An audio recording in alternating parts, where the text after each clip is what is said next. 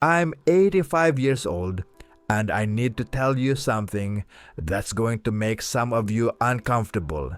Everything you think you know about race, about struggle, about what it means to overcome, you've got it wrong.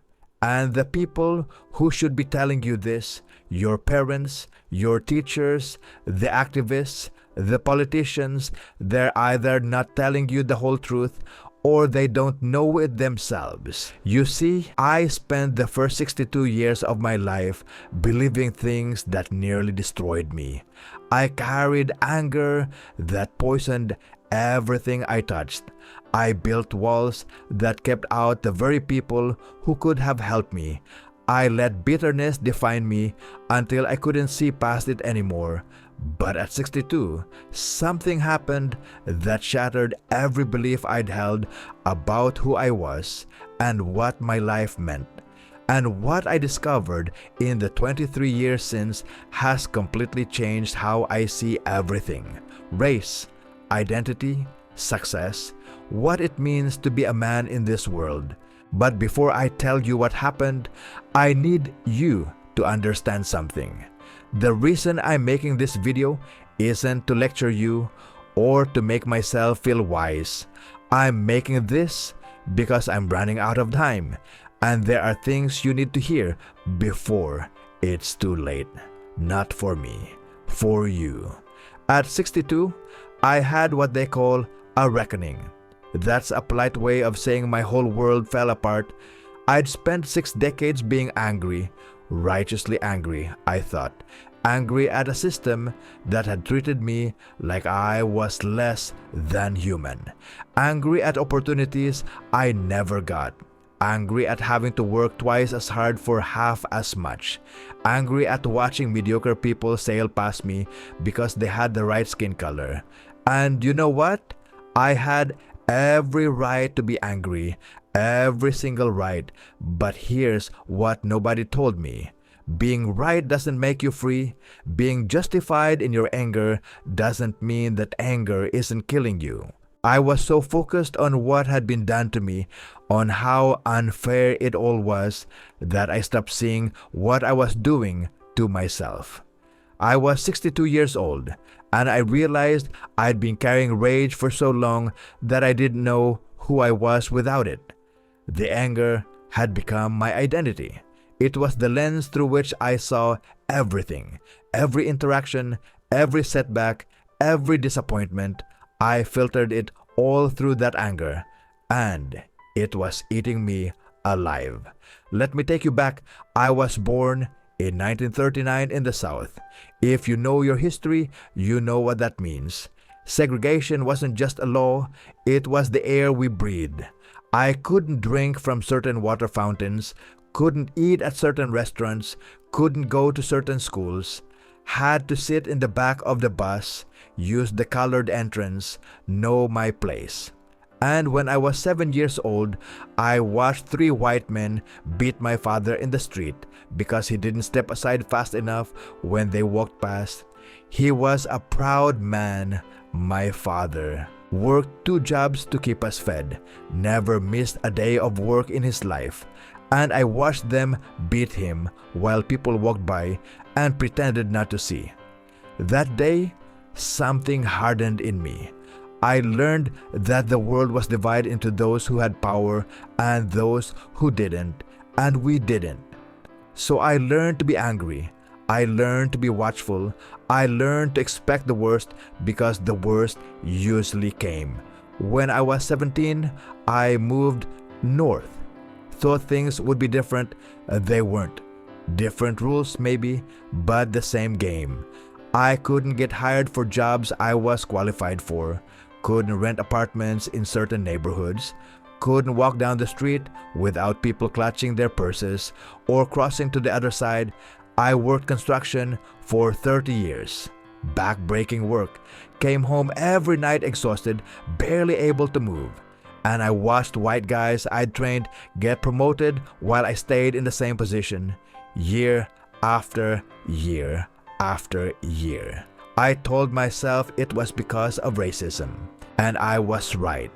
But I also told myself there was nothing I could do about it. And that's where I was wrong. I got married when I was 25. Beautiful woman named Grace. Patient, kind, stronger than I deserved.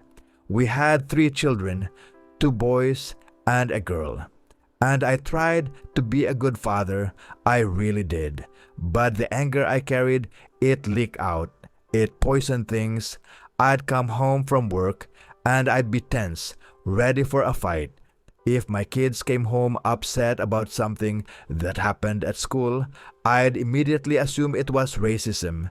Sometimes it was. Sometimes it wasn't. But I couldn't tell the difference anymore because I saw everything through that lens. My oldest son, he once came home crying because he didn't make the basketball team. He was 13. And instead of comforting him, instead of teaching him how to handle disappointment, I went to that school and I made a scene.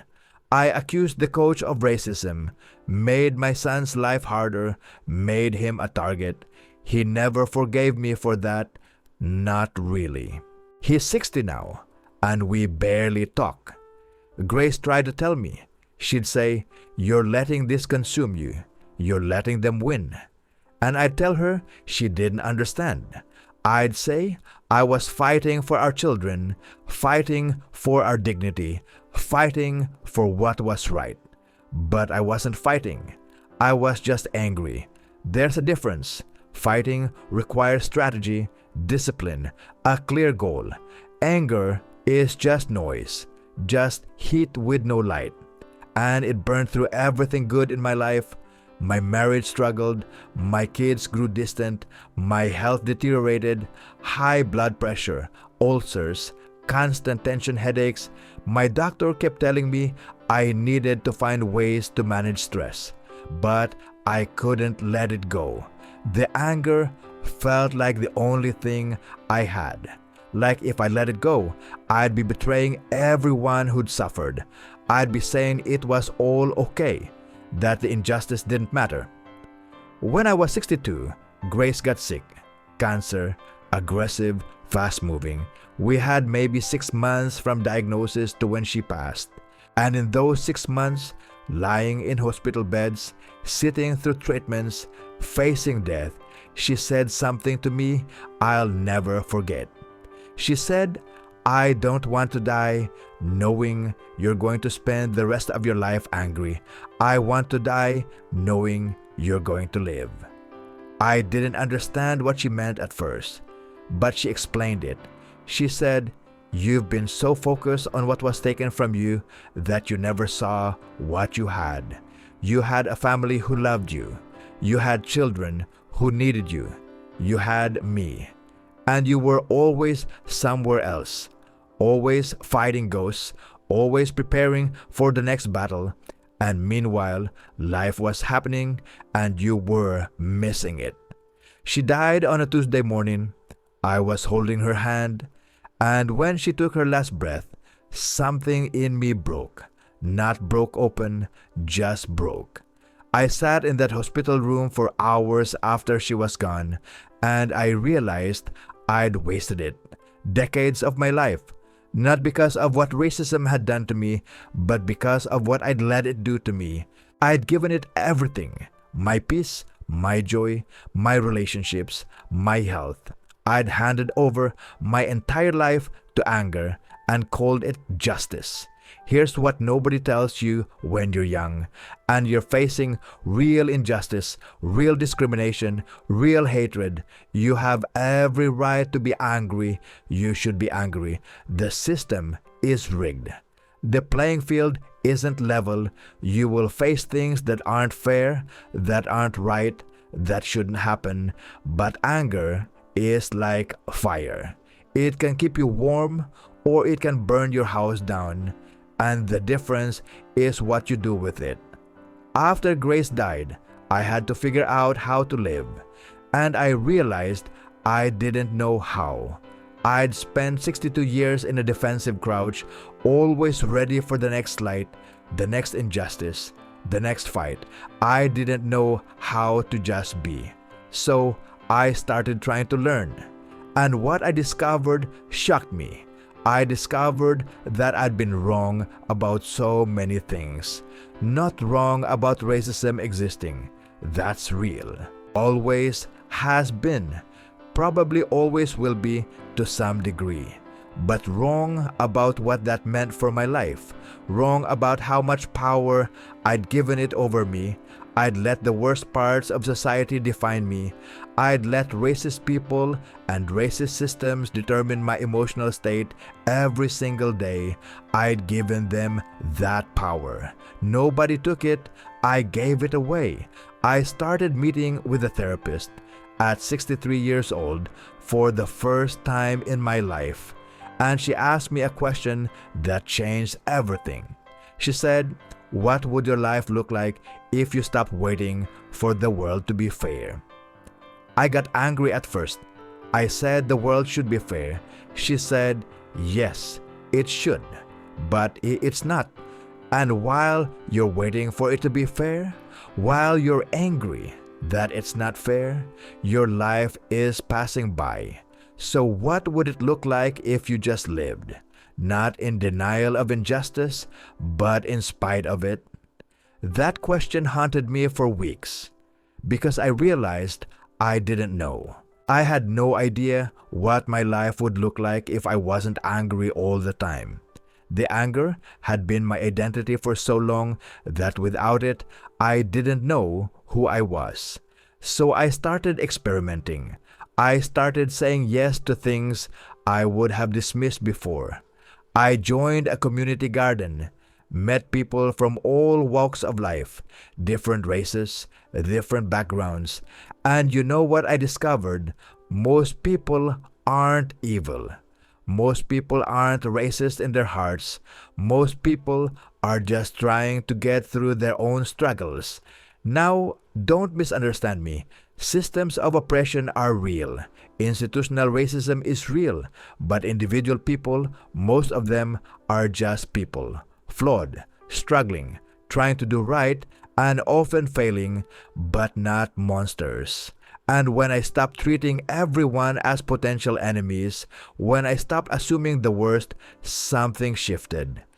People responded differently to me because I was different. I'd been walking around with walls up so high that nobody could get through, and I thought that was protecting me, but it was just isolating me. I reached out to my children, my oldest son, the one I'd embarrassed at his school. He didn't want to talk at first, but I kept trying. Not demanding, not explaining, just trying. I wrote him letters. I told him I was sorry. I told him I'd been so focused on fighting the world that I'd hurt the people I loved. It took 2 years before he agreed to meet me for coffee. 2 years.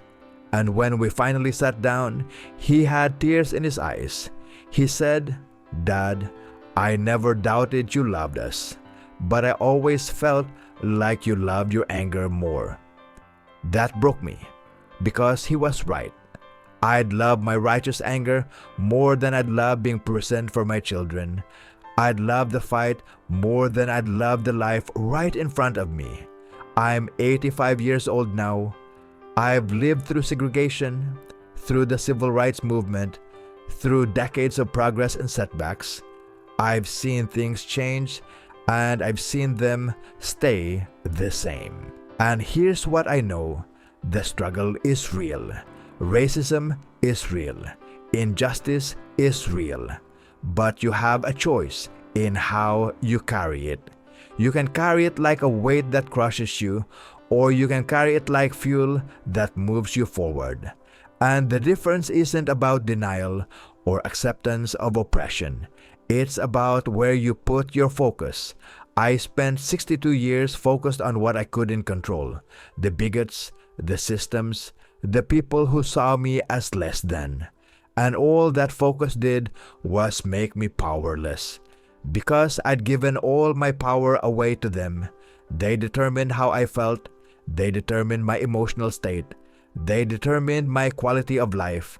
And I called it resistance, but it was really surrender. What I've learned in these last 23 years is that real power comes from controlling what you can control, your response, your mindset, your choices. You can't control whether someone's going to be racist toward you, but you can control whether you let that define your entire day. You can't control whether the system is fair, but you can control whether you keep moving forward anyway. You can't control what happened to your ancestors or what's happening in society, but you can control what you do with your one life.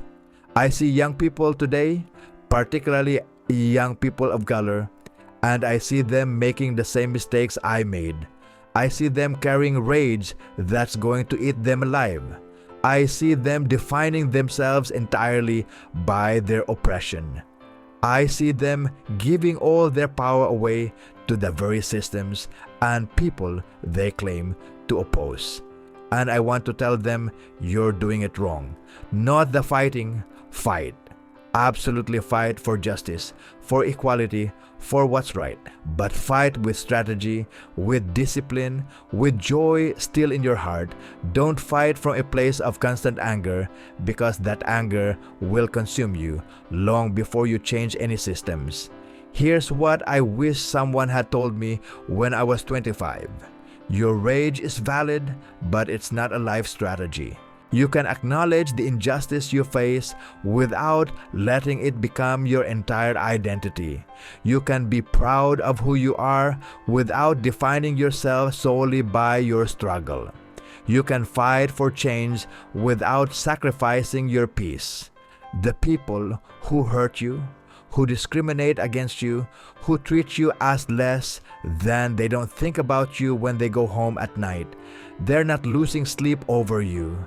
So why are you losing sleep over them? Why are you giving them that power? Why are you letting them live rent-free in your head, determining your emotional state every single day? I wasted 62 years being angry at people who never thought about me once. I wasted 62 years fighting battles in my head while life passed me by. I missed moments with my children because I was too busy being angry about the past. I missed joy with my wife because I was too focused on injustice. I missed opportunities because I was so convinced the world was against me that I stopped seeing the doors that were actually open. And by the time I figured it out, by the time I learned that I could acknowledge racism and still find peace, that I could fight for justice and still experience joy, it was too late to get those years back. Grace was gone, my kids were grown, my health was damaged. The years I'd wasted, I can never reclaim them. So I'm telling you now, at 85 years old, with whatever time I have left, don't do what I did. Don't give your power away. Don't let anger be your identity. Don't wait until you're my age to learn that life is happening right now and you're missing it. Yes, fight. Yes, resist. Yes, demand better. But do it from a place of strength, not from a place of constant rage. Do it with strategy, not just emotion. And for God's sake, don't forget to live while you're fighting. Don't forget to love. Don't forget to laugh. Don't forget that you are more than your struggle, more than your oppression, more than what's been done to you. The systems that oppress you, they want you angry. They want you divided. They want you so focused on rage that you can't organize, can't build, can't create. Your anger makes them stronger, not weaker, but your joy, your success, your refusal to be broken, that terrifies them. I think about Grace every day, about what she said in that hospital room, about how she saw what I couldn't see, that I was letting them win, not by giving up the fight, but by giving up my life to it. She understood something it took me 62 years to learn, that the best resistance, the most powerful protest, is living well in spite of it all. It's refusing to let hatred make you hateful. It's refusing to let injustice make you better. It's saying, yes, I see what you're doing, and I'm going to live fully anyway. I'm going to love anyway. I'm going to find joy anyway. And you don't get to take that from me. That's power. Real power. Not the kind that comes from anger, but the kind that comes from refusing to be diminished. I've got 3 grandchildren now. Beautiful kids. Full of potential. And they're growing up in a world that's better than the one I grew up in, but still has so far to go. And when they ask me about race, about struggle, about how to navigate a world that will sometimes treat them unfairly, I tell them the truth. I tell them it's real. I tell them it's wrong. I tell them to fight it. But I also tell them this. Don't let it be the only thing you see. Don't let it be the only story you tell about yourself.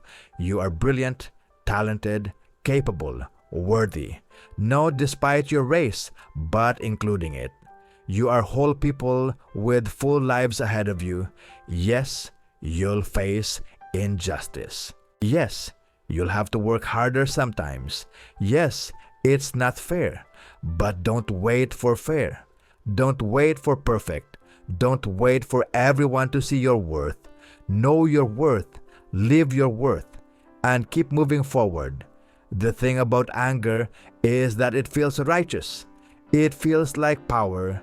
It feels like you're doing something, but often it's just keeping you stuck. It's keeping you focused on the past, on the hurt, on what was done to you. And while you're focused there, life is happening in the present, and you're missing it. I missed my daughter's school plays because I was working double shifts, angry about not getting promoted. I missed family dinners because I was too stressed from carrying rage all day. I missed quiet moments with my wife because my mind was always somewhere else, always fighting, always preparing for the next battle, and I can never get those moments back. Ever. They're gone. And all that anger I carried, all that righteous rage, it didn't change anything except me. It made me harder, colder, more distant. It damaged my health. It damaged my relationships. And it didn't make the world one bit more just. You know what's actually changed things? What's actually moved us forward? Not just anger, but organized action. Not just rage, but strategic resistance. Not just shouting, but building, creating, voting, educating, supporting each other, lifting each other up. That's what creates change. Anger can be the spark, sure, but it can't be the fuel that runs your whole life, because that fire will burn you up from the inside. I'm living proof. At 85, I'm healthier emotionally than I was at 60. I'm happier. I'm more at peace. Not because the world got fair. It didn't. Not because racism ended. It hasn't. But because I stopped giving it all my power. I stopped letting it define every moment of my life. I acknowledged it.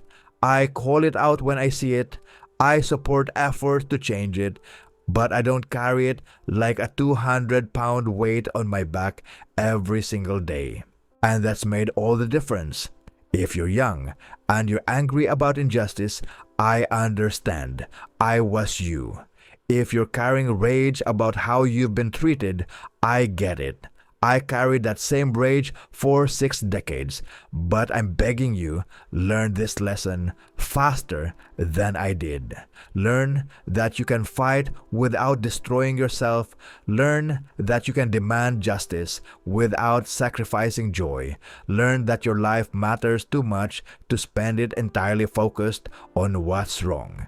Yes, fix what's wrong. Yes, fight for better, but also live, also love, also laugh, also create, also build, also rest, also heal, also forgive. Not them necessarily, but yourself for carrying this weight for so long. You deserve to put it down. You deserve to breathe.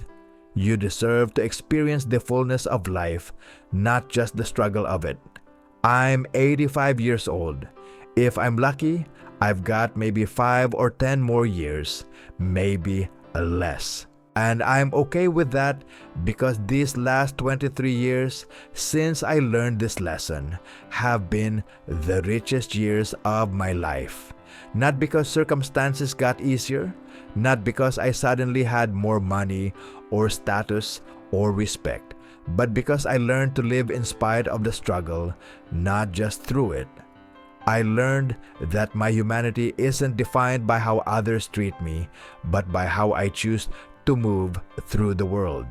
I learned that I can be proud, strong, unbroken, and still experience peace. Those things aren't contradictions. They're the fullness of what it means to be human. So don't waste 62 years like I did. Don't wait until you're old and running out of time to learn that life is precious and finite and happening right now. Don't let anger be the story of your life. Let it be a chapter. Sure, let it be fuel when you need it, but don't let it be everything. Because when you're my age, looking back, you won't care about most of the battles you fought in your head. You'll care about the moments you missed, the people you pushed away, the joy you didn't let yourself feel, the life you could have lived if you just put that weight down sooner. I'm telling you this because I care, because I see you making my mistakes and I know where it leads. And I don't want that for you. You deserve better. You deserve to live fully, love deeply, and still fight for justice. Those things can coexist. They must coexist because a life of only struggle isn't a life. It's just survival. And you were meant for more than that. We all were.